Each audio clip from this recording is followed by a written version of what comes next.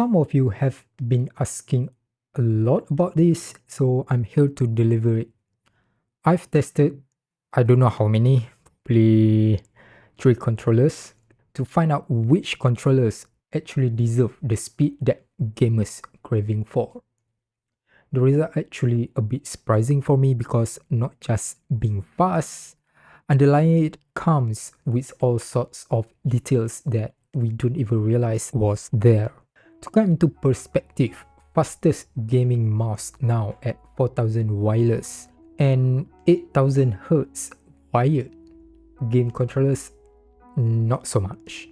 It struggles to maintain above 700 Hz and a lot get worse when we see how accurate they are with those numbers. One company that stood out the most is not even a gaming peripheral company. Before that, I need a disclaimer. Number 1, I'm not a polyrate guy. I still appreciate a fast device, but it never holds the top spot as indicator for me to evaluate a gaming device. Top priority for me always ergonomics, functionality and compatibility. Then come how fast can this device run. Number 2, fast game controller does not mean a good game controller. You can have a fast controller but still frustrated when using it. Number 3, fast game controller means nothing if you don't have the skill to use it. It's just like having fast supercar, but you yourself is just an average driver. This should not stop anyone to have a fast car, but having a faster car feels great. But it needs to be reminded that most of the time, it's never about your gear. Number 4, one thing about polyrate is you are most likely cannot feel fastness, but you can experience the slowness. Not all games actually take advantage having a fast game controller.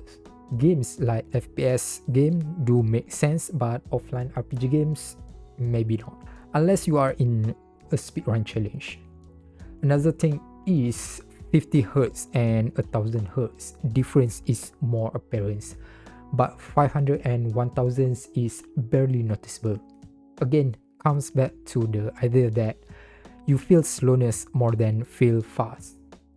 Last disclaimer, this video is to educate consumers why you should pay more or why you should pay less. Because at the end of the day, you don't want to pay $100, $200 on a peripheral device and get a performance that worth $30 and or even worse. The controller that I take over here is all below $100, so it's in the range of mass consumer usually buy, and it's not above hundreds. Over the course of a year or more, I've been collecting this data and keeping it to myself. I will release all of this for you to check it, and it will not end just here. I'm planning to keep updating it for every controller that I came across, and also maybe have some sort of external data helping me to complete this database in the future. All these tests run on Bluetooth 5.2 and my Ryzen 5800H laptop. Tools that I use to run and collect all this data are down in the description. All run tested with various settings including overclocking and firmware difference. So for polyrate, we are talking about average latency. This is what people usually feels, and it's actually applicable most of the time is scrolling, sidestepping and changing view.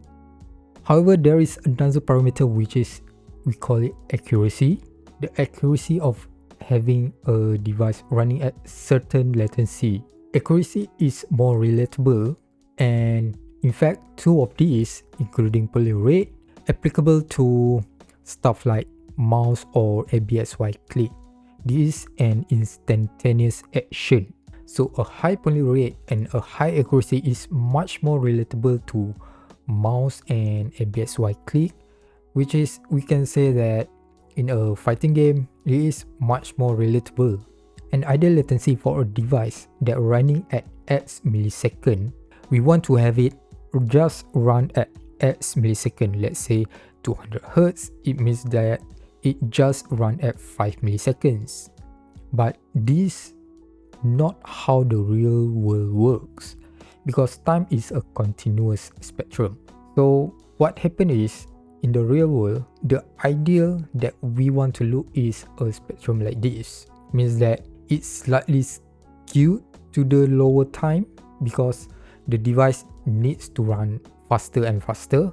So the peak usually goes slightly beyond the rated device. And this is what is commonly seen in good devices. Modern game controller actually can detect up to 65,000, but games usually downscale it to just 8-bit 256 levels. This does not applicable to other type of controller like a controller for medical devices. For games, usually we have a viewfinder, left side, right side, up and down. All of these can be represented as a balls, and this ball represented as a switch. Each of these switch represent by levels. So in this case, the left side usually start at 0 and then the further side is 256. Remember just now I said 256. We have 0 level ending in total 257 levels. So an odd level gives us 128 levels at the center. For a mouse in FPS game, moving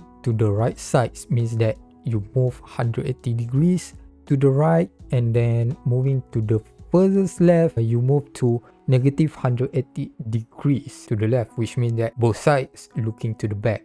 It's just different direction, and as long as you don't move, it doesn't move back to the center. So a right joystick, especially a right joystick in this case, interpreted this as a speed. Moving to the furthest right means that you move 90 degrees per second, and then moving to the left, you move at negative 90 degrees per second. And there's nothing stopping games to interpret like, say, each level at certain speed difference. Usually for a right joystick in FPS game, there is only 2 levels, which is one is moving slightly slower and then move like 45 degrees per second and then moving at 90 degrees per second.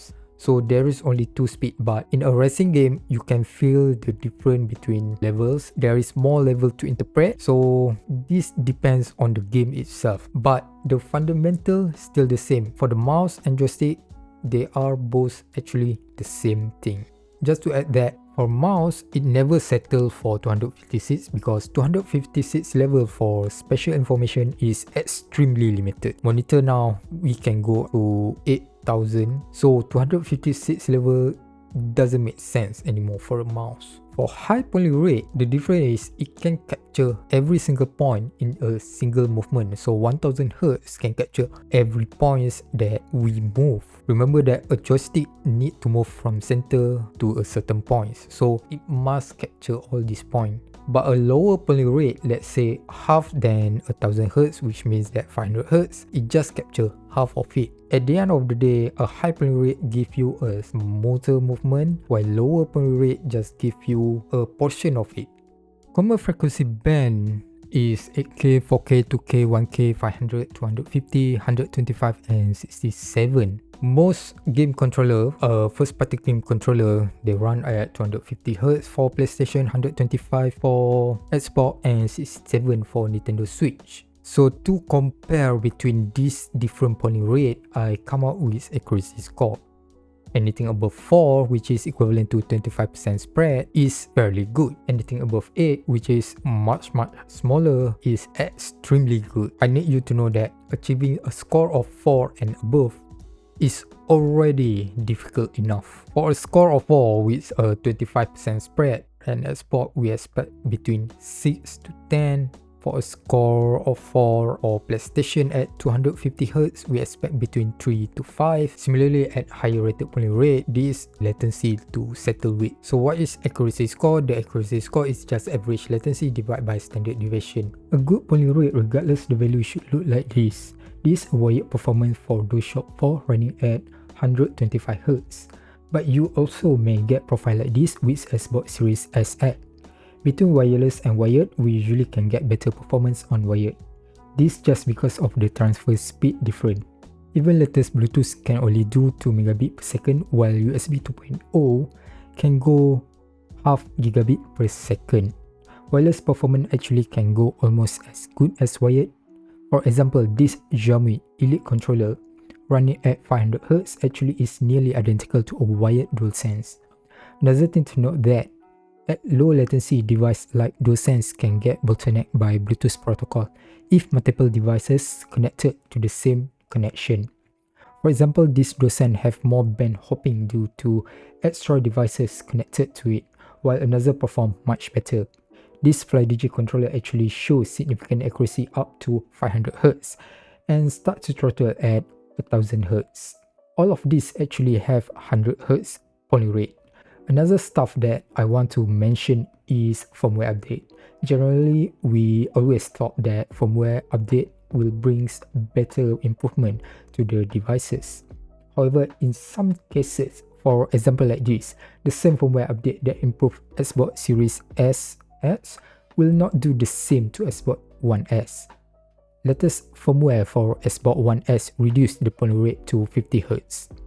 You can't even get worse polling rate like this GuliKit King Kong Pro 2 and still rated 100Hz on average. The result that I will show here will only apply to latest firmware update. If you want to see the result on older firmware, please go into the file and check it yourself. The result is much more complete and longer. In wireless categories, DualShock 4 scored the highest at 800Hz, closely followed by DualSense. Since you can clock the Bluetooth latency for DualShock 4, it also performed quite well at lower frequency. Xiaomi Elite controller is the only third-party controller that performs at 500Hz, and the second highest for third-party is 8BitDo Ultimate. Half of these controllers only clock around 120, where the highest is Xbox Series SX, and lowest is FlyDigi Direwolf. At 67Hz is Nintendo, as this controller was designed for portable system, thus having longer battery life is much preferable. The rest is controllers that designed around Switch portable system, except Xbox One S wireless running at 54Hz. If we go to accuracy score from highest polling rate to lower polling rate, this is much different. On wireless mode, only a few of them can score above 4. Mind that at high frequency, a score of 2 is still just about 0.5 to 1 millisecond spread. Most people may not even feel the difference.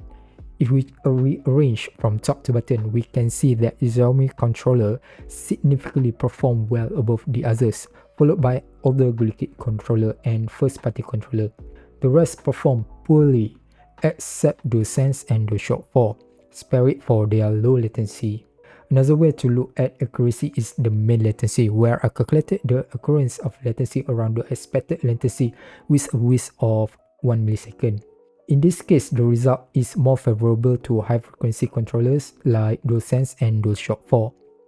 For wired performance, I also included the performance where we overclock on some controller because I forgot some of them. On wired performance, it has much clear-cut, where Machenike, G6, DualShock and DualSense perform above 1000Hz. They also dominate 500 and 250Hz region. At 200Hz, Machenike HG510, regardless of poly rate, dominate this frequency. At 125Hz, Xbox controller places itself among the S4 and Machenike G6. 8BitDo GuliKit and FlyDigi hover around at 100Hz, and under 100Hz is Nintendo system. On accuracy again, we see a mixed result from high to low polling rate, but most of them perform above 4. We need to drop to 200Hz to even see Machenike HG510 performing worse at stock polling rate. From high to low score, bad performance excluding DualSense will be Switch Pro, FlyDigi Direwolf stock polling rate, and Machenike HG510 stock polling rate, and Xbox One S wireless. On mean latency chart, half of them can't even score above 90% on their expected latency, which is something that should be easier with wired devices. At bottom row, FlyDigi Direwolf at 250Hz King Kong Pro 2 and 8BitDo Pro 2 low occurrence of expected latency is mostly due to band hopping and double band. From all of these results, I can strongly say that getting a performance of wired from wireless connection is very much possible, just like what Xiaomi did. However, true wireless 1000Hz still not there yet, and Microsoft just nerfed your old controller. Okay, bye.